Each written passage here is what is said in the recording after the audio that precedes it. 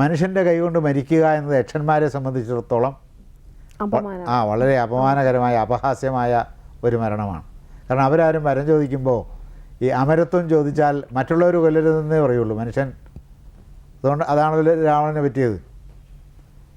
അദ്ദേഹത്തിന് ഭൗതിക സമൃദ്ധി വാരി കൂട്ടാനുള്ള തീവ്രമായ സമുത്കടമായ തപസ് ചെയ്തിട്ട് ബ്രഹ്മാവ് പ്രത്യക്ഷപ്പെട്ടപ്പോൾ ആദ്യം അമരത്വം ചോദിച്ചു. അപ്പോൾ ബ്രഹ്മാവ് ചിരിച്ചിട്ട് പറഞ്ഞു, ഞാനിതുവരെ അങ്ങനെ അമരത്വം ആർക്കും വരമായിട്ട് കൊടുത്തിട്ടില്ല. അമരത്വം വരമായിട്ട് കൊടുക്കാൻ, പ്രത്യേകിച്ച് മനുഷ്യർക്ക് വരമായിട്ട് കൊടുക്കാൻ വിധിയില്ല. വിധിയെ ലംഘിക്കാൻ സാധ്യമല്ലാത്തതുകൊണ്ട്, അങ്ങനെ ഒരു ചിട്ട രൂപപ്പെട്ട് വന്നിട്ടില്ലാത്തതുകൊണ്ട് ചിട്ടയ്ക്ക് വിരുദ്ധമായിട്ട് ചെയ്യാൻ സാധ്യമല്ല. അതുകൊണ്ട് നിനക്ക് വേറെ എന്തൊക്കെ വരങ്ങൾ ആവശ്യമുണ്ടോ അതെല്ലാം ഭരിച്ചുകൊള്ളുക, വേറെ എന്ത് വേണമെങ്കിലും തരാം, ഇതൊഴിച്ച്. അമൃതത്വം എന്നത് മനുഷ്യർക്ക് സിദ്ധിക്കുകയില്ല, രാക്ഷസന്മാർക്കും സിദ്ധിക്കുകയില്ല. എല്ലാവരും മരിക്കും, ദേവന്മാർ പോലും മരിക്കും, പക്ഷേ അവരുടെ സുദീർഘമായ ജീവിതമായിരിക്കും എന്നേ ഉള്ളൂ. അവിടെ അമരത്വം കിട്ടില്ല. അമരത്വം തന്നെ വേറെ വാക്കുകൾ കൊണ്ട് അദ്ദേഹം ചോദിച്ചു.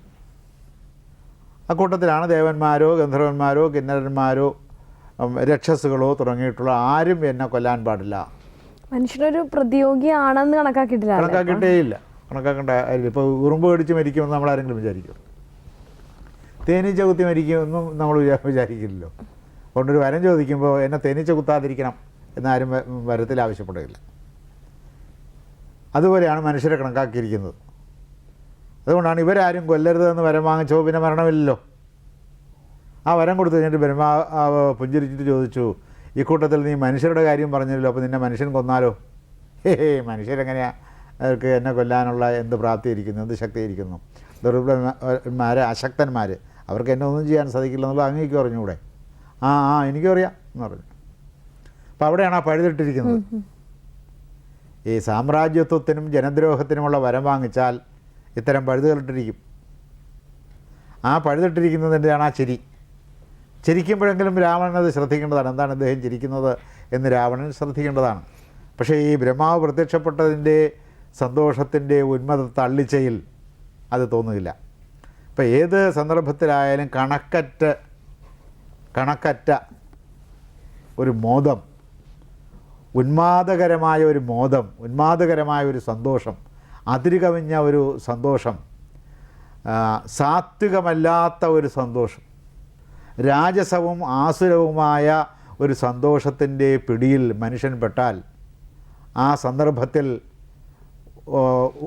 നൽകുന്ന സൂചനകൾ, മഹാനായ ഒരു വ്യക്തി ആ സന്ദർഭത്തിൽ അയാൾക്ക് കൊടുക്കുന്ന സൂചനകൾ മനസ്സിലാവാതെ വരും. മനുഷ്യർ കൊന്നാലോ എന്ന് ബ്രഹ്മാവ് ചോദിക്കുമ്പോൾ ഉടനെ ചോദിക്കും, എന്നാൽ അങ്ങനെയാണെങ്കിൽ മനുഷ്യനും കൊല്ലരുതെന്ന് ചോദിക്കേണ്ടതാണ്. അത് ചോദിക്കാത്തത് ഈ സന്തോഷത്തിൻ്റെ തള്ളിച്ചയിലാണ്. ഏത് വികാരവും അതിൻ്റെ പൂർണ്ണതയിലെത്തി, അതിൻ്റെ സൗമ്യമായ പൂർണ്ണതയിലെത്തി, ആ സൗമ്യമായ പൂർണ്ണതയുടെ അതിർത്തി ലംഘിച്ച് അതിനപ്പുറത്തേക്ക് കടന്നാൽ അതിൻ്റെ പേര് ഉന്മാദമെന്നാണ്. അത് ആസുരഭാവമായി മാറും. ഏത് സാത്വിക ഭാവത്തിനും എന്ത് സംഭവിക്കാം? ആസുരഭാവമായിട്ട് പരിണതി പ്രാപിക്കാം. ആസുരഭാവമായിട്ട് സന്തോഷം അല്ലെങ്കിൽ സന്തുഷ്ടി പരിണതി പ്രാപിച്ചതുകൊണ്ടാണ് അദ്ദേഹത്തിന് ഈ മനുഷ്യൻ കൊല്ലും എന്നുള്ള ചിന്ത ഇല്ലാതെ വന്നത്. മനുഷ്യൻ കൊല്ലും എന്ന് സൂചന കൊടുത്തതാണ് ബ്രഹ്മാവ് മനുഷ്യൻ കൊന്നാലോ എന്ന് ചോദിച്ചതിലൂടെ. അതുപോലെ മനസ്സിലാക്കാൻ 10 തലയുണ്ടായിരുന്ന രാവണന് സാധിക്കാതെ വന്നു എന്നത് അദ്ദേഹത്തിൻ്റെ ആസുരമായ സന്തുഷ്ടിയുടെ ഘനീഭൂതാവസ്ഥയിൽ അദ്ദേഹത്തിൻ്റെ പഞ്ചേന്ദ്രിയങ്ങളും മനസ്സും ബുദ്ധിയും ആത്മാവും സ്തംഭിച്ചു നിന്നതുകൊണ്ടാണ്.